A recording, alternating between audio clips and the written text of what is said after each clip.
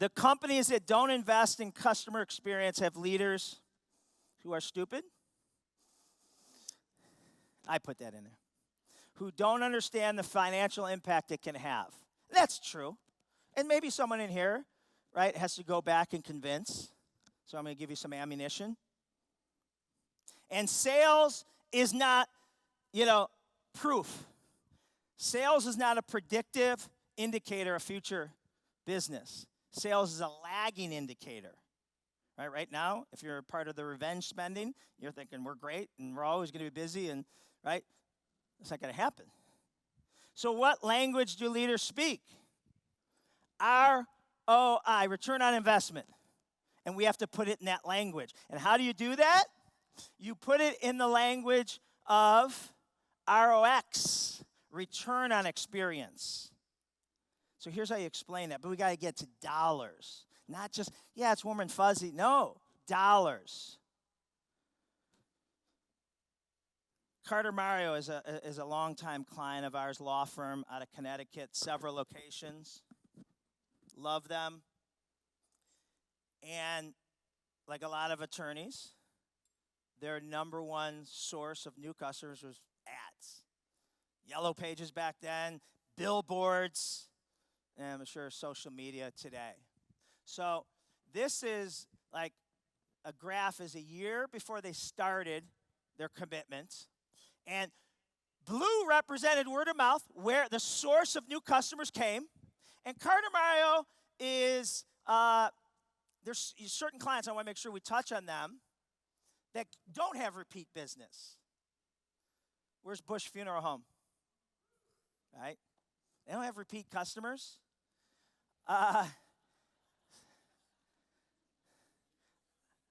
sorry. But you don't. Injury attorneys. Hopefully you're not, getting in a car accident several times a year. Waterproofing. There's a lot of industries. LASIK eye surgery. Hopefully it's not a repeat customer. So you got to create alumni.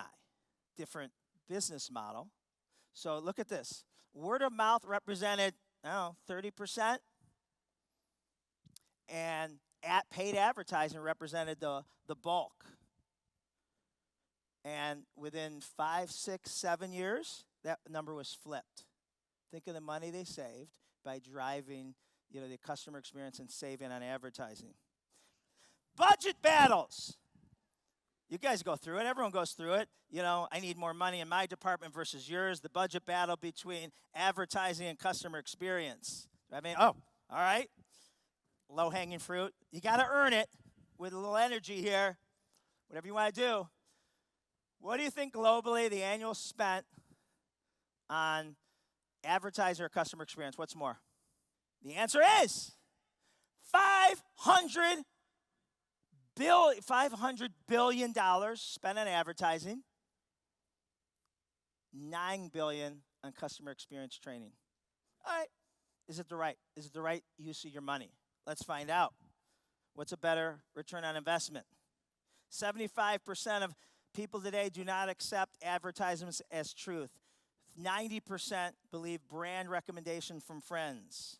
Repeat customers, think about your business, you can track this, spend significantly more than new customers. New customers don't trust you yet, right? It's a first date. Repeat customers love you and they're giving you everything. Repeat customers refer more. You can track that than new customers. Repeat customers negotiate less. They don't come at you with, how much, and price shop you. Typically. In order to replace the value of one new customer, in most of our businesses, you have to find to replace the value of one existing customer, you have to find, 5, or you have to acquire 5 new ones. Those of you in sales, 3 types of sales. Cold, warm, hot, smoking. Where do they come from? Well, cold is I'm reaching out to you. Hey, do you need, right? Warm is, you might have seen an advertisement, social media, billboard, yellow pages. They even have yellow pages. So you've seen that, right?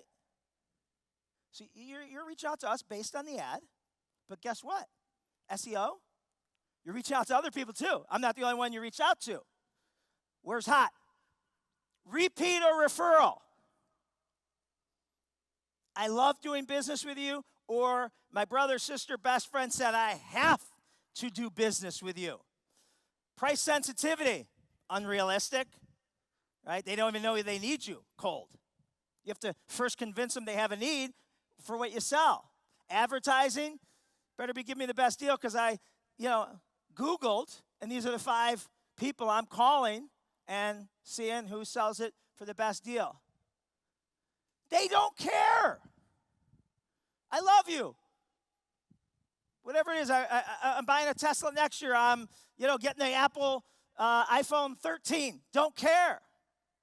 Or my brother says I have to hire you. And what's the close ratio? Long shot, win the lottery. Medium, if you're willing to give the best deal. Extremely high. And more importantly than all that is the sales cycle, right? The time spent of nurturing, trying to convince you to sell you on why. The first 2 are really high, and the third one, there's no sale. You're coming to me saying, I got to have you again or initially. 5% increase in customer retention increases a company's profit by 75%. 80% of your company's future revenue will come from just 20% of your existing customers. So let's see how this plays out for the most valuable car company in the world. Who is it? Tesla. When's the last time you've seen a Tesla ad? This is Elon Musk's tweet. I hate advertising. Pretty clear. Well, let's compare this. Tesla's spend on advertising is the lowest of all the major car companies. Wait, let me correct that. It's not only the lowest, they spent 0. While Ford, GM, Fiat, Toyota spent billions. Tesla spent 0. How's it doing? They're the number 1 valuable car company in the world. Let's take it from another successful entrepreneur that built his company up and sold it to Amazon for $1 billion. The whole philosophy is let's take most of the money that we would have spent on paid advertising or paid marketing and rather spend it on that, invest it into customer service and the customer experience, and then let our customers do the marketing for us through word of mouth. The great late Tony Hsieh, founder of Zappos. So here's your smoking gun. Here's how you convince yourself or your boss. You can figure out a 5% change in the following. What does it mean in hard dollars? 5% change could be 5% better or worse. 5% change in customer retention. What does that equate to revenue profit? Negative or positive? Got to look at it both ways. If 5% of your customers refer more people, or 5% less. Close ratio, back to the sales. We close 5% more of our customers. Sales. Customer complaints. If you can get your customer complaints down by 5%, now it's freeing up your customer service reps to take care of customers calling for orders, appointments, whatever that may be, and not only having to spend all day putting out fires. And a 5% change of where you get your customers from. Advertising versus referrals.